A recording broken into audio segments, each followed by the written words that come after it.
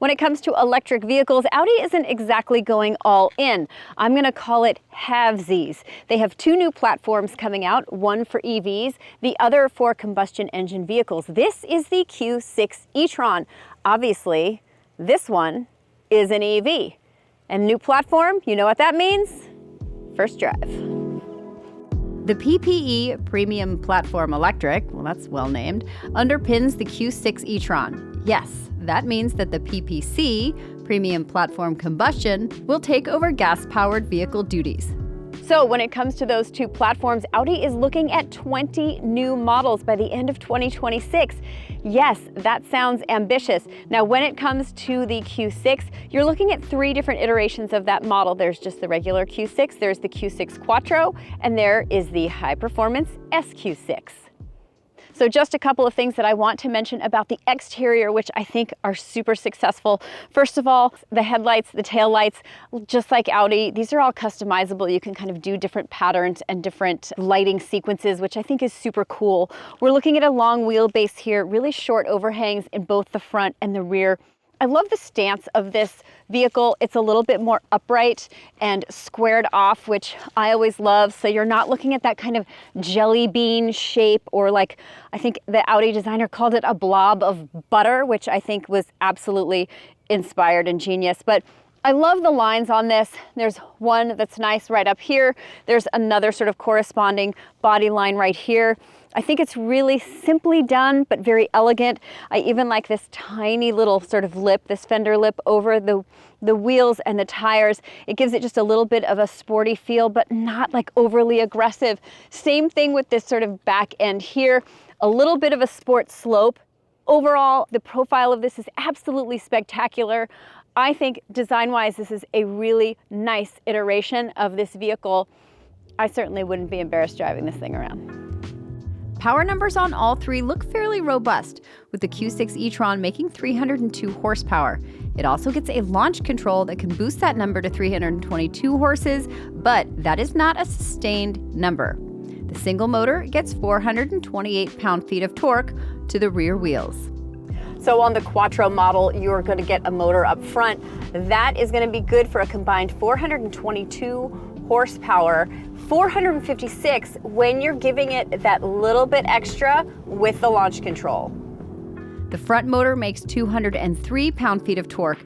Combined, Audi won't publish numbers because they do not produce peak torque at exactly the same time. But if you do the math, it's over 600 pound-feet, which is a very impressive number.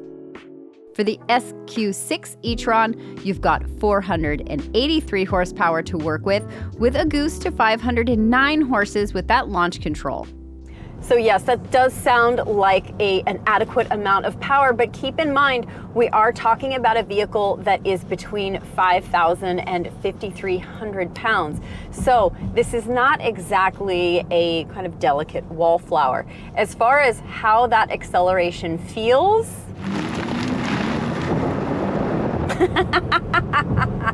that feels good. I do very much feel the weight of the Q6 e-tron for sure, but it doesn't lumber, even though she's not a spry fox. Around turns, I do feel the body shifting laterally, but coming out of turns with the instant torque, this is still an enjoyable and fun driving experience for those who are not looking for sheer performance. So let's talk about range for a second. On the Q6 e-tron with just the rear motor, you're looking at 321 miles of range.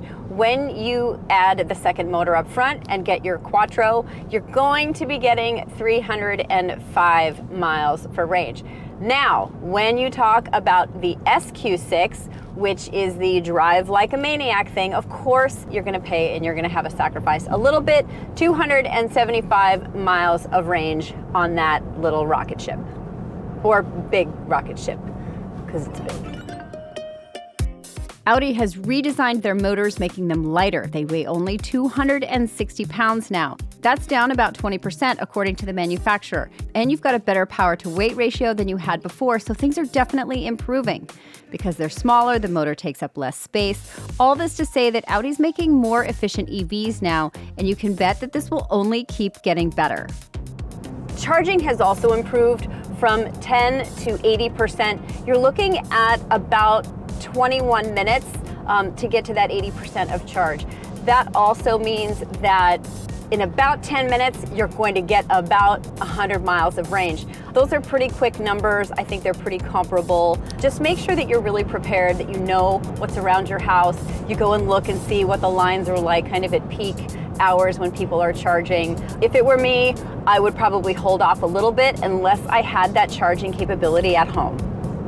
And Audi's kind of set up a bunch of different systems as far as the heating and the cooling of batteries at the same time, making sure that everything is really nicely conditioned. Audi's always been really super clever when it comes to really maximizing the efficiency of their electric vehicles. The same applies here in the Q6. Steering feel and quickness is also greatly improved here, even on the base Q6 e-tron. So you do, of course, have different drive modes. You've got one that's called balanced. Your dynamic mode is definitely going to kind of get you a little bit more of your sort of throttle experience, kind of right off of the line. Comfort, oh, I could honestly feel just the suspension change a little bit when I flipped it into comfort mode. There's an off-road mode, but of course I'm not going off-road. But I think maybe we're gonna keep it in dynamic because I like the firmness of it. It's not obviously overly harsh. When we get into the SQ6, I am gonna be able to see if that is a little bit more sporty and performance-minded. So even though I do feel a little bit of body roll, it is showing quite a bit of composure on some of these twists and turns. To me, it does feel like it is driving like a less heavy vehicle with this added bit of power. So kind of enjoying it. This thing kind of rips a little bit. It would rip even more if this Toyota Highlander would pull over. Okay, SQ6 interlude is over. As far as in-cabin comfort, I love these seats. I'm feeling very comfortable. I'm feeling very supported. Still has a little bit of a sporty bent to them without being overly harsh. It's an Audi. You want to be comfortable. Visibility-wise, it's great. I have no problems. When it comes to the screens and kind of interacting with this, this is a very driver-focused cockpit, which for Audi is something that I always expect. These screens are oriented toward me.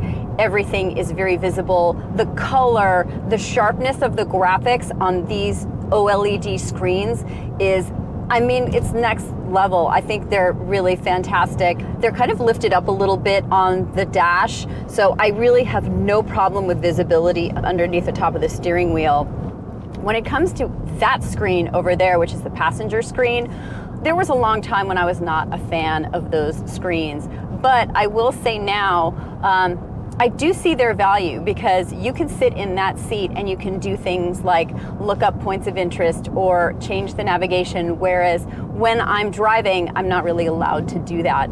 The other great thing over there is when somebody turns on something like YouTube or they want to actually watch a video instead of just having the navigation on, that screen actually, automatically, there's a privacy screen that comes up, so the driver can't see that and can't be distracted by it. It's pretty smart and it's very intelligent technology.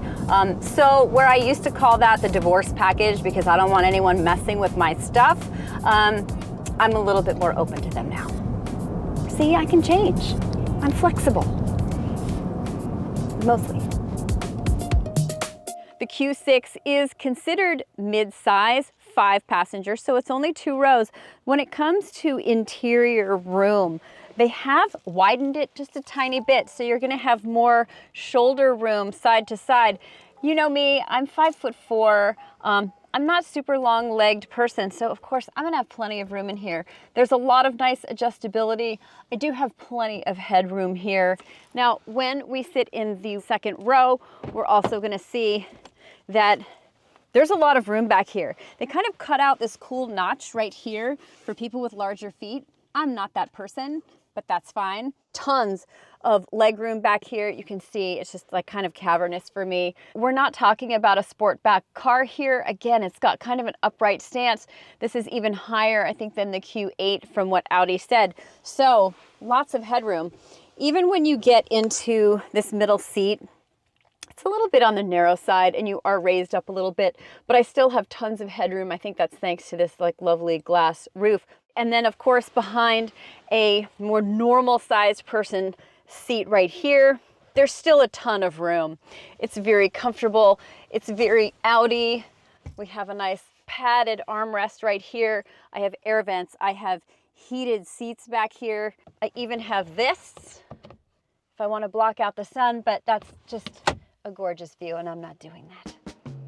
You get 30.2 cubic feet of storage space behind the second row of seating and 60.2 cubic feet when the 40, 20, 40 seats are fully down. So as we know, when it comes to electric vehicles, everybody's very concerned about whether it comes with a front trunk or not. This one actually does. And Audi was really specific about making sure that this was here because a lot of their customers have said that they like to keep the charge cord and all of that business up front where it has less room to kind of slosh around. So we do have, I think it's 2.1 cubic feet of storage up here. It's nice and clean. There's a nice partition right here. So there's a lot of really intelligent storage. You're welcome.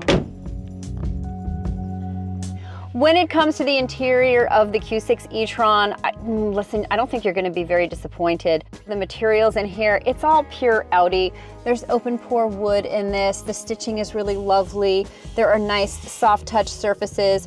There's a little bit of piano black, which, as we all know, is just sort of a little bit too reflective and kind of adds for some fingerprints and stuff like that. But you are going to get ventilated seats on the Q6. That comes standard, you guys. That's super nice. So does tri-zone climate control.